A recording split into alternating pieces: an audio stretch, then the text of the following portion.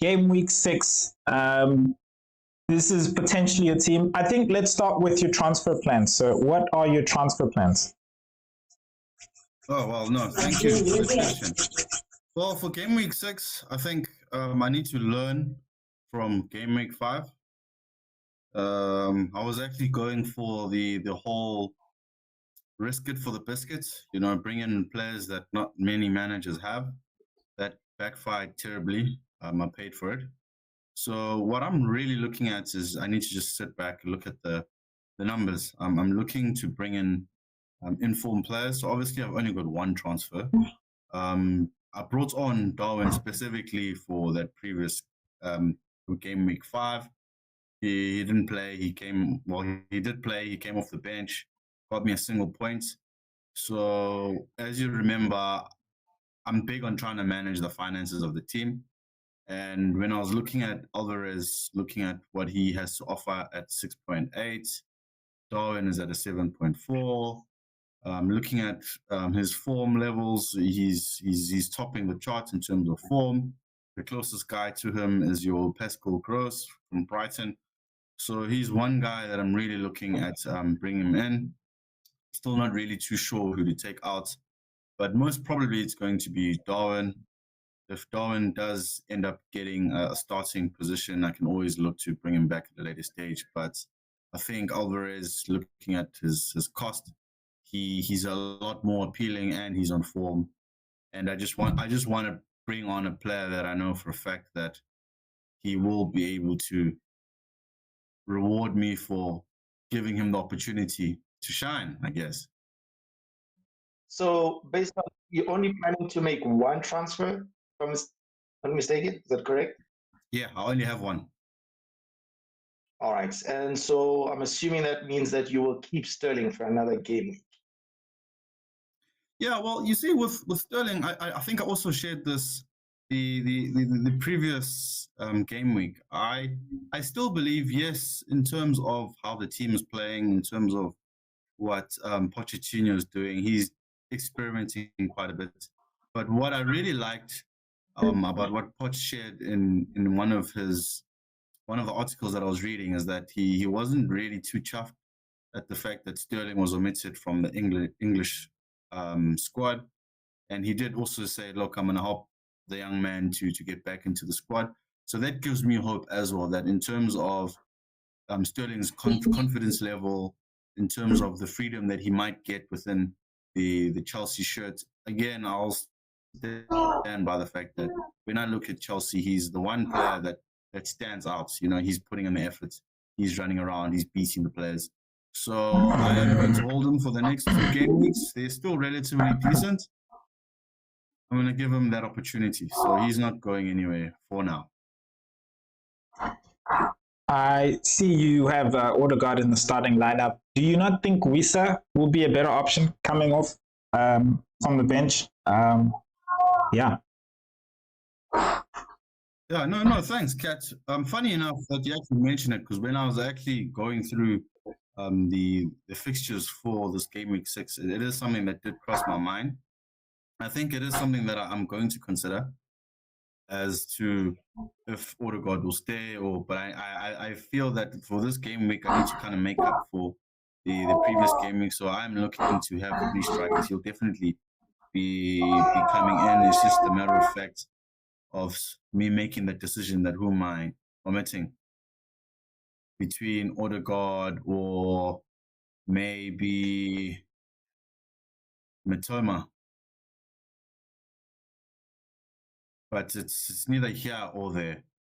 But it's something that I'd have to consider, yeah.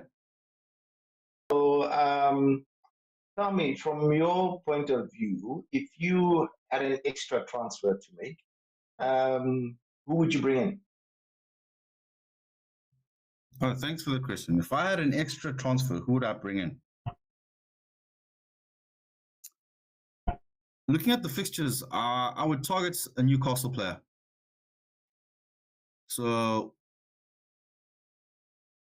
Newcastle player being possibly someone in the midfield, looking at like a young Longstaff maybe, If not, Kumares. I just really look at someone that I know would be playing as many games as possible. But Newcastle would be for game week 6 if I had that extra transfer. Yeah. A lot of the people in the community are already thinking about Liverpool assets. We see you already have hopped onto Darwin. Mo Salah creates a very huge imbalance and not allowing you to spread the money through the team. Do you think it's a good decision to bring him in? So it's more of a having a Mo Salah versus having a balanced team. What's your take on that? Yeah, no, thanks for that question, Kat. For me, how I look at it, Mo Salah comes at a cost. And if you're looking at having Mo Salah and Haaland, your team is going to be very thin. You know, you will have those game weeks where he does perform, you'll be rewarded.